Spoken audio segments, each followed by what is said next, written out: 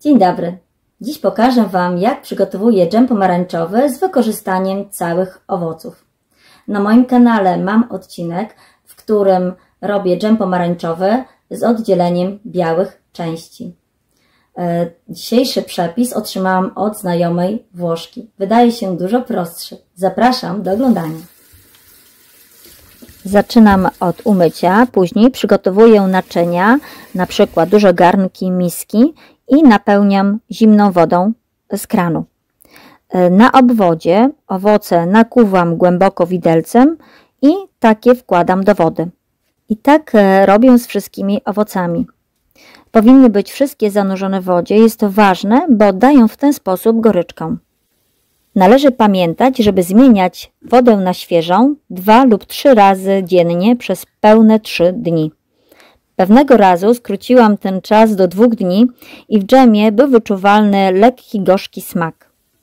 Dżem wyszedł bardzo dobry, natomiast chciałam zwrócić uwagę, jak czas trzymania w wodzie ma wpływ na smak dżemu.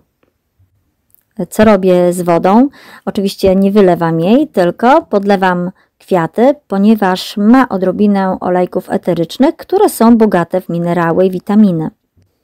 Ostatniego dnia część używam do aromatyzowania wody pitnej. Można ją użyć do kąpieli lub do podlania roślin. Charakteryzuje się bardzo silnym zapachem pomarańczy. Można zobaczyć, jak na powierzchni pływają drobinki olejku eterycznego. Przecięłam górę butelki od mleka. Szeroki lejek ułatwi mi nakładanie dżemu do słoików, zostawiając czyste brzegi. Potem można wyrzucić bez mycia. Teraz posłuży mi do przykrycia szklanki z wodą. Następnie zaczynam kroić owoce. Początkowo dzieliłam na cząstki, ale wypływało za dużo soku. Nawet zmiana deski na taką z rowkami nie pomogła.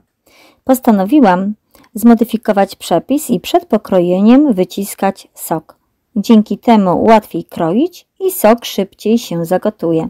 Odcinam miejsca przy ogonkach. Paski są szersze ze względu na to, że później będę je blendować.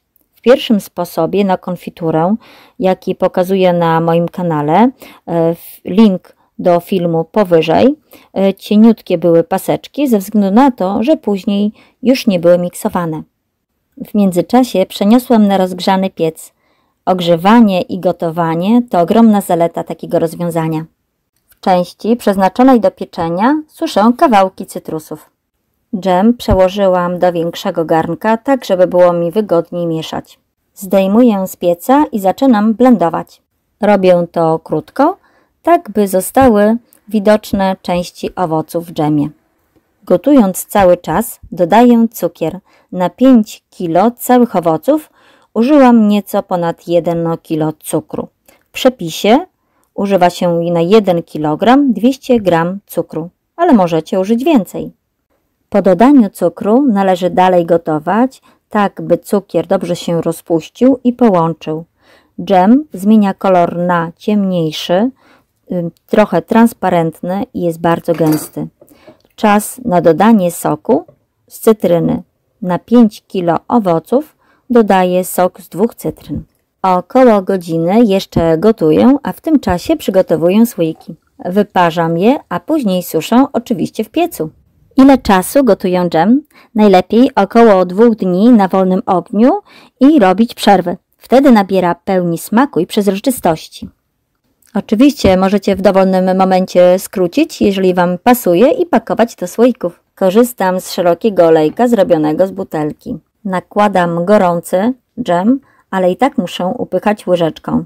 Pasteryzuję około 40 minut w 110 stopniach Celsjusza. Dżem wyszedł bardzo gęsty, gdyż albedo, czyli białe części pomarańczy, zawierają dużo pektyny, która m.in. zagęszcza dżem. Pektyna wpływa korzystnie również na obniżenie cholesterolu przez zmniejszenie absorpcji tłuszczu. Świetnie pasuje jako dodatek do ciasta, ciasteczek, deserów. Zatem spróbujcie. Dziękuję za oglądanie.